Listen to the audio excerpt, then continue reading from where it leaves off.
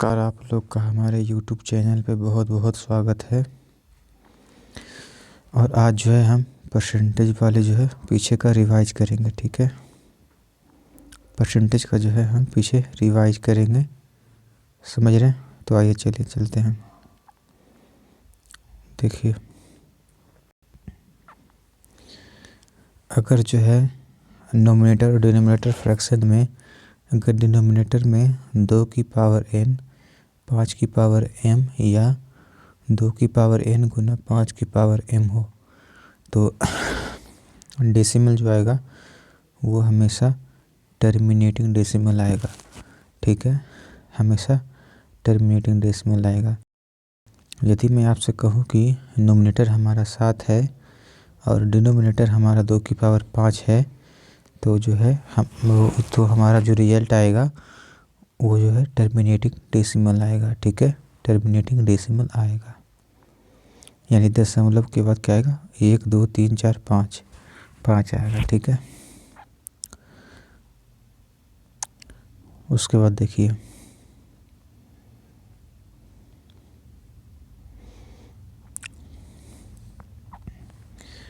उसके बाद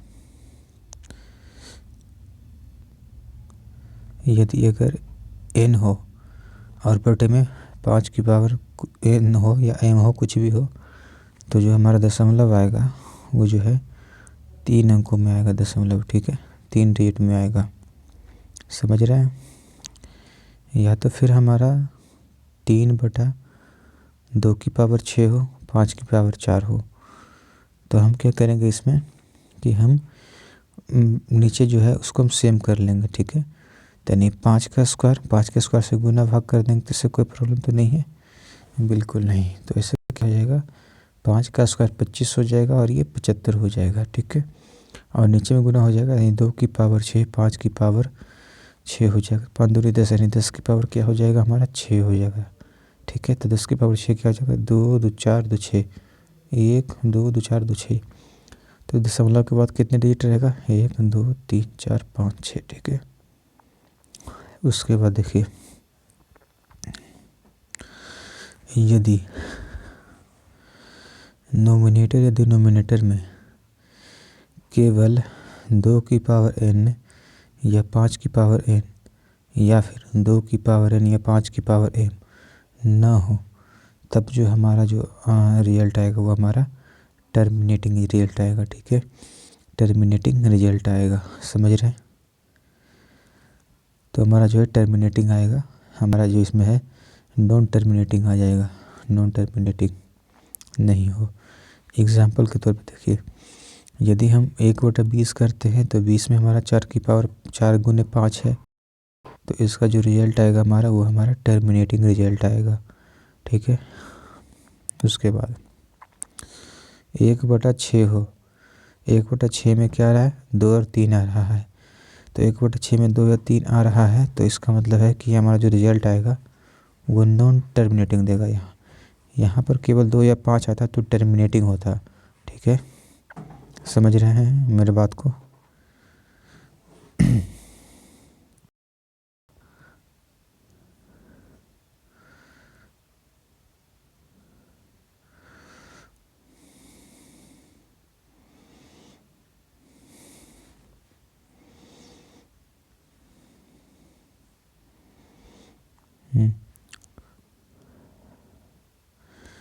उसी प्रकार देखिए कि अगर 1/15 हो तो 1/15 में क्या हमारा है? 5 है गुना 3 है, तो ये जो हमारा आएगा ये हमारा नॉन टर्मिनेटिंग देगा। ठीक है, नॉन टर्मिनेटिंग रिजल्ट देगा हमारा, समझ रहे हैं? 5 गुना 3 है। उसके बाद आगे आइए, देखिए नॉन टर्मिनेटिंग में क्या क्या आता है। देखिए, नॉन टर्मिनेटिंग में आ जाता है हमारा 1/3 0.33 0.333 आ जाता है, यानी इसको 0.33 लिख सकते हैं। 2.3 क्या आ जाता है? 0.66 लिख सकते हैं, 0.67। 1/6 क्या लिख सकते हैं हम? 0.1666। ठीक है, 1/6 हम 0.1666 लिख सकते हैं। शॉर्ट में क्या? 0.17। 1/7 0.14, 1/9 0.11। ठीक है, 1/9 क्या लिख सकते हैं हम, 0.11। उसके बाद देखिए 2/9 क्या, 0.22, 3/9 0.33, 1/12 0.833। ठीक है, 0.0833, तो हम उसको क्या लिख सकते हैं, 0.08। ठीक है, उसके बाद देखिए 1/11 क्या, 0.09, 1/11 0.09। ठीक है, उसी प्रकार 1/12 0.08, 1/15 0.066, 1/16 0.025, 1/14 0.071। ठीक है, 1/14 क्या होगा, 0.071।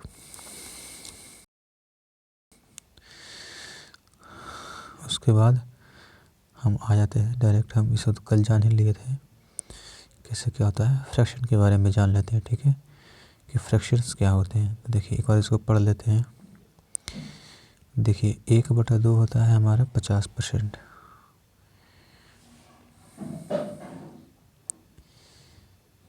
देखिए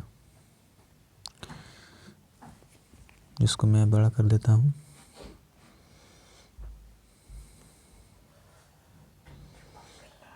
अब देखिए प्रॉपर जन आएगा।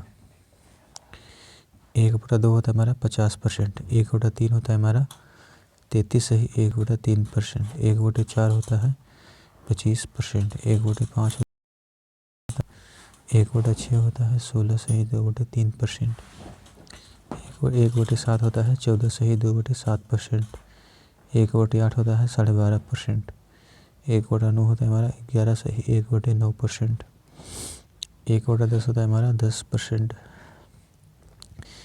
1/11 होता है 9 सही 1/11%, 1/12 होता है 8 सही 1/3%, 1/13 होता है हमारा 7 सही 9/13%, 1/14 होता है 7 सही 1/7%, 1/15 होता है 6 सही 2/3%। ठीक है,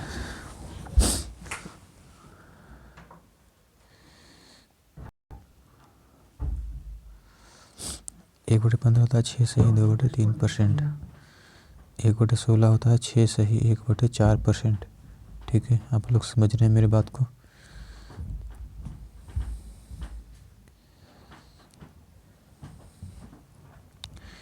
एक 1/17 होता है 5 सही 15/17%, 1/35 होता है 2 सही 6/7%, 5/6 होता है 83 सही 1/3%, 5/7 होता है 71 सही 3/7%, 5/7 होता है 71 सही 3/7%, 4/7 होता है हमारा 57 सही 1/7%, 5/8 होता है 62.5%,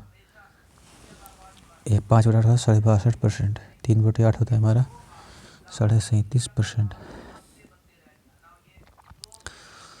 उसके बाद 1/50 2%, 1/40 2.5%, 1/30 3 सही 1/3%। ठीक है, उसके बाद देखिए 1/25 4%, 1/24 होता है 4 सही 1/6%, 1/20 होता है हमारा 5%, 1/19 होता है 5 सही 5/19%, 1/18 होता है 5 सही 5/9%, 1/18 होता है 5 सही 5/9%। ठीक है, तो ये हमने कुछ बेसिक्स थे वो हमने सीखे थे। ठीक है, अब आइए हम अपने सवालों पे चलते हैं।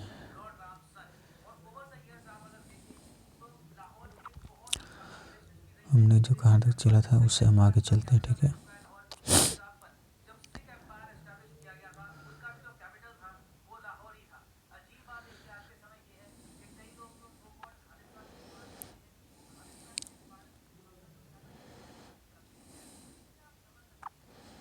हाँ देखिए,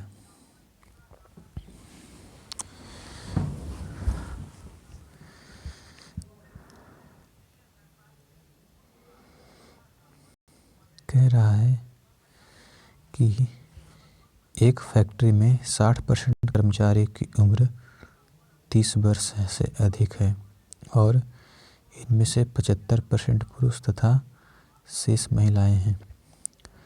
यदि 1350 पुरुष कर्मचारियों की उम्र 30 वर्ष के ऊपर है तो फैक्ट्री में कुल कितने कर्मचारी हैं? ठीक है, तो मान लेता हूँ कि टोटल जो कर्मचारी वो 100 हैं और 100 में से क्या है, इसमें से कुछ जो है वो 30 प्लस एज के हैं और कुछ जो है 30 माइनस एज के हैं।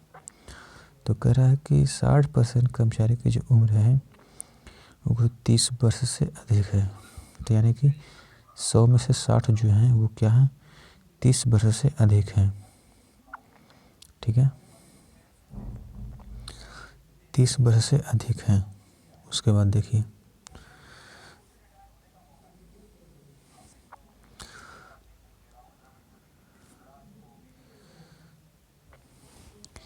और क्या कह रहा है कि इनमें से 75% पुरुष तथा शेष महिलाएं हैं। यानी 60 का जो 75 यानी 60 का 75 क्या हो जाएगा, 3/5, तो यानी 15 चौका 15 45, यानी 45 ऐसे हैं जो कि क्या है, 45 ऐसे हैं जो क्या है, वो कौन है, पुरुष हैं। ठीक है, तो 45 पुरुष हैं तो महिलाएं कितनी हो जाएगी, 15। पूछ रहा है कि यदि 1350 पुरुष कर्मचारी की उम्र 30 वर्ष के ऊपर है, यानी कि 30 वर्ष के ऊपर कितने कर्मचारी हैं, 1350, और इसमें कितने हैं, और इसमें कितने कर्मचारी हैं, 45। तो 45 यूनिट जो है हमारा रिप्रेजेंट कर रहा है कितने को, 1350 को। ठीक है, 45 यूनिट रिप्रेजेंट कर रहा है 1350 को। तो एक यूनिट की वैल्यू 30, तो पूरे की कितनी, 3000। ठीक है, पूरी कितनी हो जाएगी, 3000। समझ रहे मेरी बात को? चलिए अब आगे चलते हैं।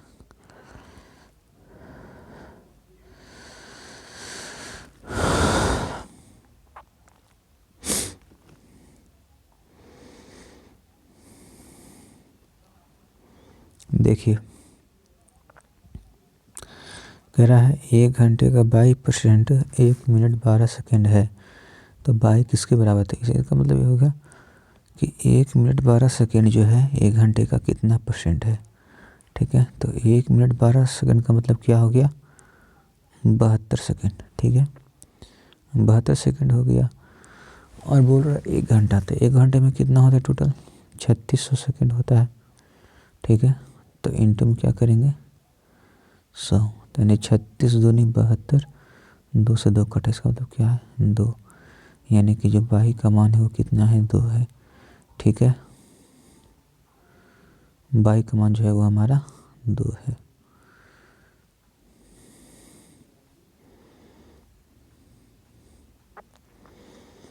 उसके बाद देखिए, कह रहा है कि एक संख्या को 2 भागों में इस प्रकार बांटा जाता है कि पहले भाग का 80% दूसरे भाग के 60% से 3 अधिक है। यानी पहले भाग का 80% जो है वो दूसरे भाग के 60% से 3 अधिक है। यानी पहला भाग बड़ा होगा, दूसरा भाग छोटा है, 3 है, यानी ये जो है 3 से बड़ा है इससे।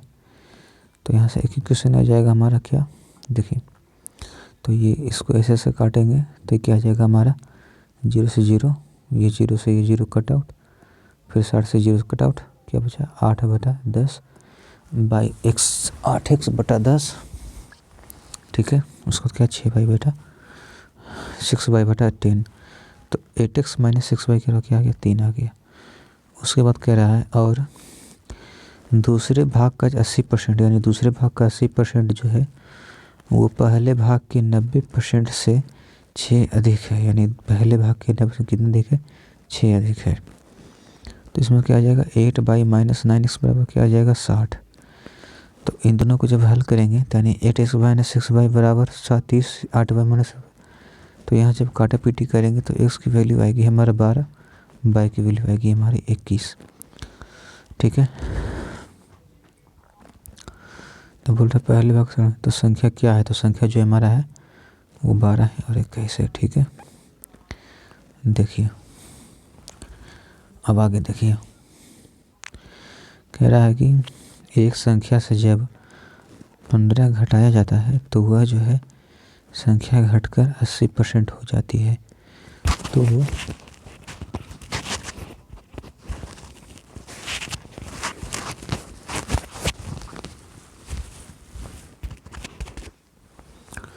तो उस संख्या का 40% कितना होगा। देखिए 20% का फ्रैक्शन होता है 1/5 और ये 5 है हमारा, ये हमारा ओरिजिनल नंबर है। ठीक है, यानी 15 घटा यानी 5 का 20% हमारा क्या, ये हमारा परसेंटेज रिजल्ट डिनोट करता है। ठीक है, ये जो हमारा 1 है, ये जो हमारा 1 है, ये हमारा क्या परसेंटेज रिजल्ट डिनोट करता है। ठीक है, तो यानी 15 घटाया जाता है, समझ रहे हैं, 15 घटाया जाता है तो यानी 80%, इसका मतलब 20%। तो कर रहा है कि 5 संख्या जबकि संख्या से 15 घटाया जाता है तो वह संख्या घटकर 80% हो जाता है। तो 80% हो जाता है, इसका मतलब क्या था, यानी पहले 100% था, यानी 20 घटा, अब कितना बचा, यानी 4, यानी 1 घटा, यानी यही तो 1 घटा, तो यानी कि 1 घट रहा है कितना 15 को, तो 1 यूनिट 15। तो पूछ रहा है कि जब उस संख्या का 40% क्या होगा, तो 75, यानी 15/75, यानी 75 का 40% क्या हो जाएगा, 75 का 40% 2/5, 15 दूनी 30। ठीक है, या तो हम ऐसे कर सकते हैं कि 15% घटा तो संख्या 80, इसका मतलब क्या हुआ कि संख्या जो है 20% घटा था, 20% कितना को डिनोट कर रहा है 15 को, तो हमसे पूछा क्या, तो 40 संख्या 40% क्या हो जाएगा, तो 40% कितना होगा हमारा 15 दूनी 30। ठीक है, ये हमारा आंसर आ जाएगा। ओके, अब आइए आगे देखिए, कह रहा है कि किसी वृत्त की त्रिज्या 25% बढ़ा दी जाए तो इसके क्षेत्रफल में प्रतिशत प्रभाव ज्ञात करें। देखिए 25% का फ्रैक्शन बनता है हमारा 1/4। ठीक है, यानी कि पहले अगर त्रिज्या जो था वो 4 था, ठीक है, पहले त्रिज्या 4 था, तो अब कितना हो गया 5 हो गया, घर बढ़ गया, पहले 4 था तो 5 हो गया, समझ रहे हैं, 5 था, और एरिया होता है हमारा क्या πr² होता है। ठीक है, तो πr² क्या हो जाएगा, पाई इंटू 16r², 4, यहाँ क्या हो जाएगा पाई इंटू 25। ठीक है, तो बोल रहा क्या कि प्रतिशत क्षेत्रफल में ज्ञात करें, तो कितना प्रतिशत इंक्रीज किया, तो ये किया है हमारा 16 और 9 25, यानी 9 इंक्रीज किया है कितने पे 25 पाई पे, तो 100 पे कितना, तो कटेंगे तो पाई से पाई कट जाएगा, 25 चौके 100। ठीक है, तो क्या आ जाएगा हमारा 9 चौके 36। ठीक है, 9 चौके 1 मिनट, सॉरी, जो इंक्रीज किया वो 16 यूनिट पर इंक्रीज किया। ठीक है, 16 पाई पे, तो 9/16 क्या आ जाएगा हमारा, तो देखिए, तो यहाँ से किए तो आया हमारा 9/16। आपको पता है कि 16 क्या होता है हमारा 6 सही 1/4%, 9 से गुना कर देंगे इंटू 9 इंटू 9, तो 9 6 का 54 और 2 56, 4 दूनी की 8, यानी 56 सही 1/4%। ठीक है, ये हमारा इसका उत्तर आ जाएगा। इसमें क्या ध्यान रखिए, देखिए जब भी कंपैरिजन यानी तुलना, रेशियो, परसेंटेज या फ्रैक्शन निकालना रहे तो कांस्टेंट या फिक्स वैल्यू को क्या करते हैं, इग्नोर कर देते हैं। ठीक है, कांस्टेंट को वैल्यू को क्या करते हैं, इग्नोर हम कर देते हैं, समझ रहे हैं, कांस्टेंट इग्नोर कर देते हैं। ठीक है, देखिए अब आते हैं सवाल नंबर अगले पे। कह रहा है क्या,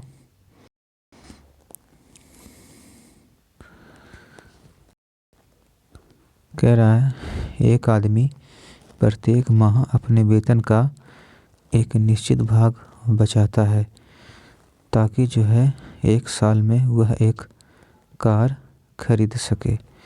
तो ज्ञात करें कि उसे अपनी बचत में कितने प्रतिशत की वृद्धि करनी चाहिए कि वह उसकी कार को 9 महीने में खरीद सके। आइए देखिए, मान लेते हैं जी कि पहले वो जो कार खरीदता था वो जो है 12 महीने में खरीद लेता था।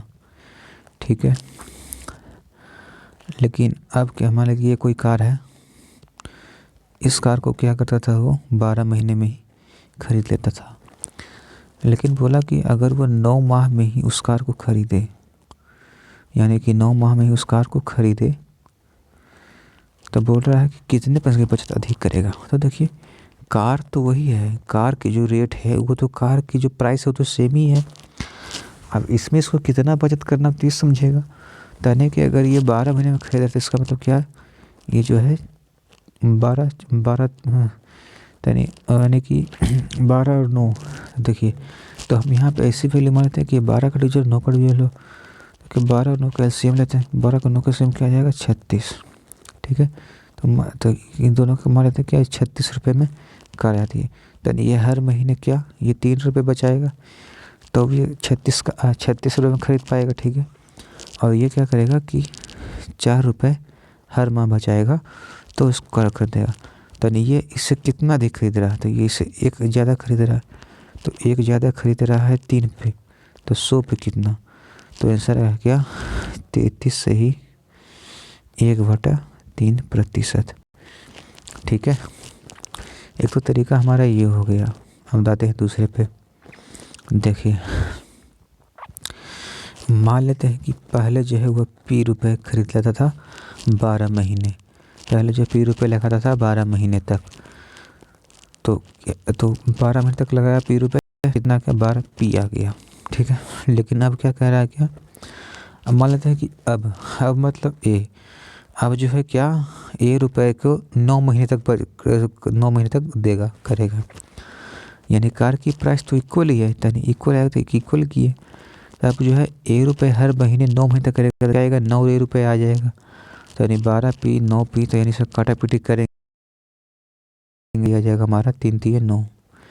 ठीक है, तो यहाँ से जो पी अपॉन ए की वैल्यू हो जाएगी क्या 3/4, यानी कि पी जो है 3 हर महीने 3 रुपये बचा था, तो ए अब कितना बजाएगा 4 रुपये हर महीने। तो कितने का इंक्रीज हुआ, एक का इंक्रीज हुआ कितने पर 3 पे, तो 100 पे कितना 33 सही 1/3%। ठीक है, अब आइए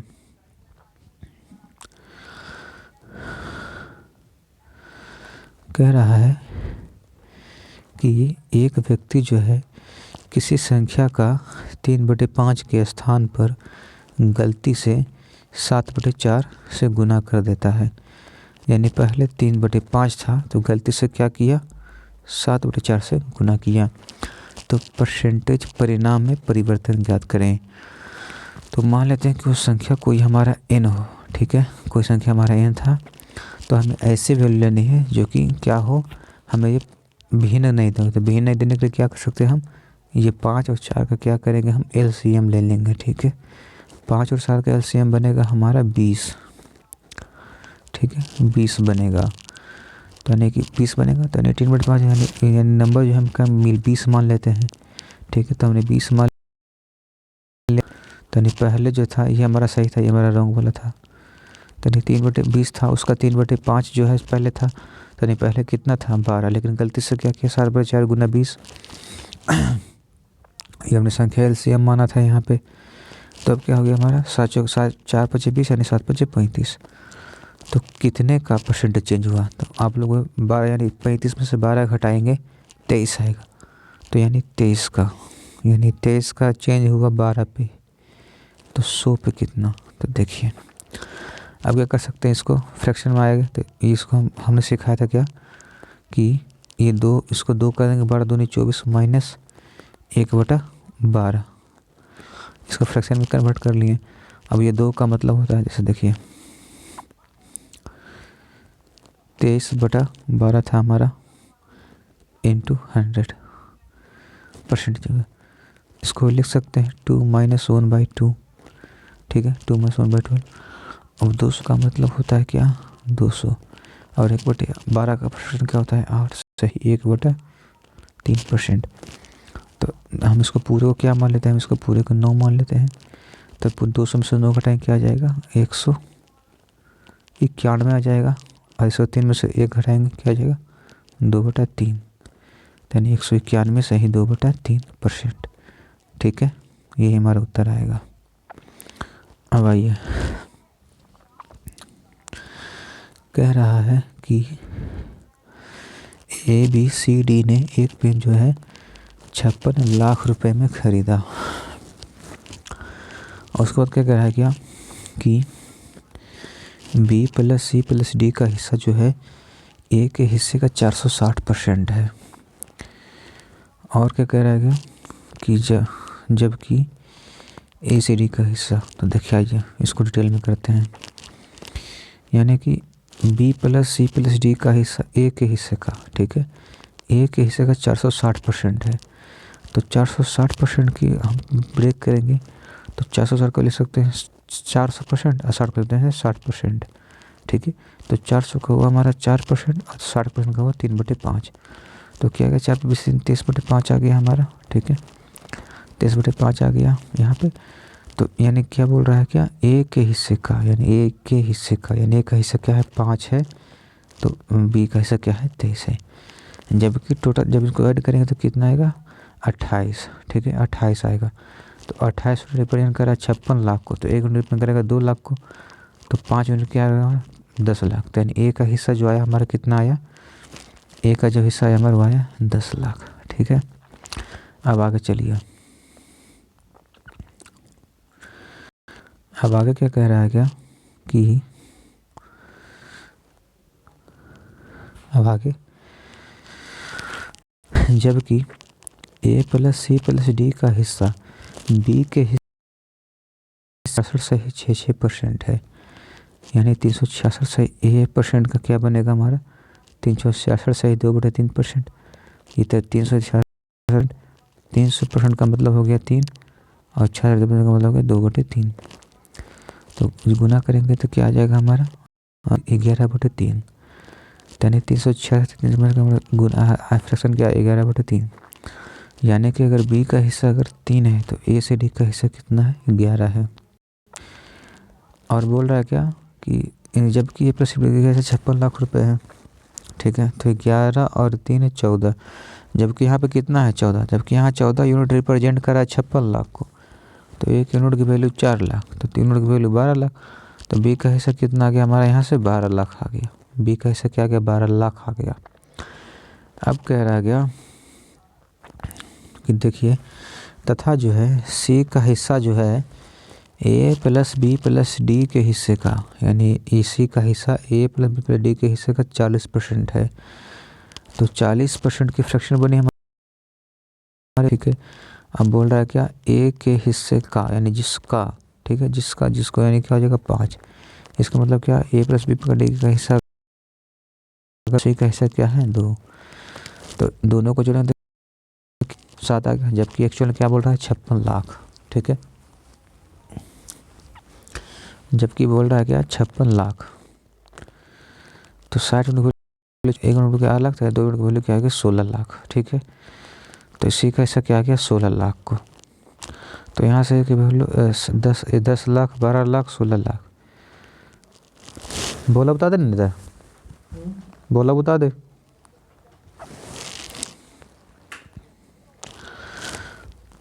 10 लाख 12 लाख 16 लाख, ठीक है।